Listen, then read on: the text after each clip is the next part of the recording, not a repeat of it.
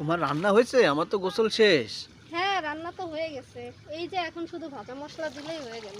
ও, colour আর ঘ্রাণটা যে হয়েছে না, অনেক সুন্দর। তা একটু ভাত দাও তাড়াতাড়ি, আমার তো খিদা লাগছে অনেক। এই তো দিচ্ছি, এই ভাজা মশলাটা দিই, একটু বসো। তোমার সিক্রেট মশলা? হ্যাঁ, সিক্রেট না অ্যাকচুয়ালি, আমি দিই, আমার ভালো লাগে তাই। এটা দিলে কি স্বাদ দ্বিগুণ হয়ে যাবে? হ্যাঁ, হয়তো। সেটা তো আর আমি বলবো না, সেটা যারা খায় তারা বলবে। তোমার হাতে জাদু আছে, সব মশলা টশলা কিচ্ছুই না, বুঝছো? উম, তোমার হাতের খাবার খেয়ে তো আমি এত মোটা হয়ে গেছি আজকে। কি বলে! গাইস দেখেন আমার স্বামী কিভাবে আমাকে পাম দিচ্ছে। আপনারাও আপনাদের বউদের এভাবে পাম দিবেন, রান্না আরো মজা হয়ে যাবে। তাহলে কি আমি ঘরে যাব? যাও, এই যে আমার রান্না হয়ে গেল, আমি এখন শুধু বারবার নিয়ে আসবো। আচ্ছা ঠিক আছে।